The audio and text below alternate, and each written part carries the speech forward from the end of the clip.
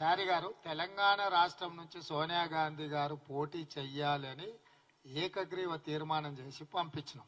మీరు దానికి ఖమ్మం తోడు చేస్తారు. అది మరి మీరే చెప్పాలి, మీకు ఎక్కడి నుంచి సమాచారం వచ్చిందో. ఇప్పటి కూడా మా తీర్మానానికి మేము కట్టుబడి ఉన్నాం. ఇప్పటి సమావేశంలో కూడా మేము అందరం చర్చించుకున్నాం. ఈ తెలంగాణ రాష్ట్రం నుంచి శ్రీమతి సోనియా గాంధీ గారు రాబోయే ఎన్నికల బరిలో దించాలి.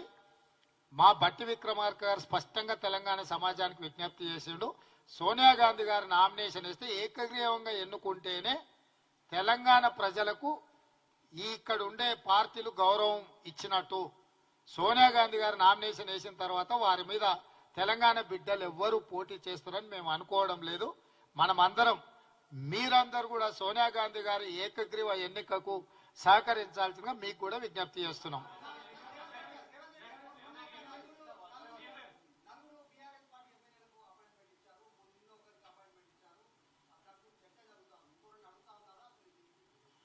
ఎవరు ఎమ్మెల్యేలు అడిగినా ముఖ్యమంత్రిగా అపాయింట్మెంట్ ఇస్తా. కేసీఆర్, హరీష్, కేటీఆర్ కూడా ప్రజా సమస్యల మీద ప్రభుత్వాన్ని కలవచ్చు. ఒకవేళ వాళ్ళ అపాయింట్మెంట్ అడిగిన సందర్భంలో నేను అందుబాటులో లేకపోతే మా ఉప ముఖ్యమంత్రి గారు కూడా అందుబాటులో ఉంటారు. స్పష్టంగా ప్రజల సమస్యల్ని పరిష్కరించడానికి ప్రతిపక్ష ప్రజాప్రతినిధులుగా వాళ్ళు ఎప్పుడైనా రావచ్చు, కలవచ్చు. ప్రజా సమస్యలు మా దృష్టికి తీసుకురావచ్చు. వాటిని పరిష్కరించడానికి ప్రభుత్వం ఎప్పుడు ప్రయత్నం చేస్తూనే ఉంటుంది.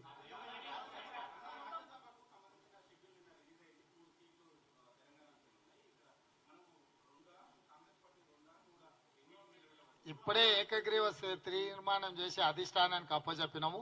తప్పకుండా మీరు అడిగిన ప్రశ్నను అధిష్టానాన్ని అడిగి సమాధానం మీకు చెప్తాం.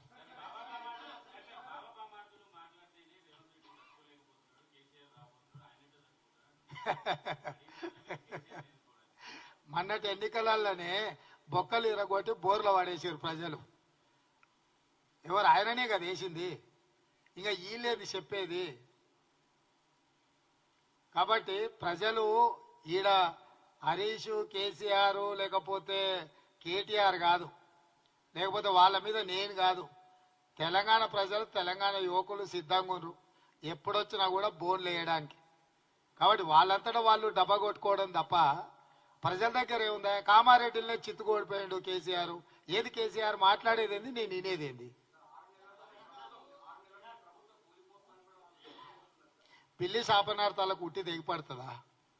పిల్లులు శాపనార్థం పెడతానే ఉంటాయి. ఉట్టి మీద పాలు ఉంటే తాగనికి అందుబాటులో లేకపోతే పిల్లి కింద కూర్చొని శాపనార్థాలు పెడుతుంటది. ఏమున్నాయి వాళ్ళ గురించి మాట్లాడుకోనికే?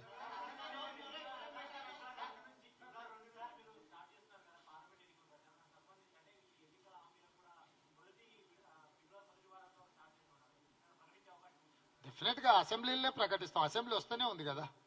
తొందరలో బడ్జెట్ సమావేశాలు పెడతారు. బడ్జెట్ సమావేశంలో ఆర్థిక మంత్రి గారు వారి ప్రసంగంలో ఏమేమి వారు ప్రవేశపెడుతున్న బడ్జెట్లో మేము ఇచ్చిన హామీలకు సంబంధించి ఆర్థిక మంత్రి గారు వాటన్నిటిని ప్రవేశపెడతారు. పార్లమెంట్, అసెంబ్లీ ఉన్నప్పుడు పార్లమెంట్ ఎన్నికలు రావు. పార్లమెంట్ కూడా నడుస్తూనే ఉంది. రాని ఏమున్నది, 100 రోజుల సమయం ఉండనే ఉంది కదా.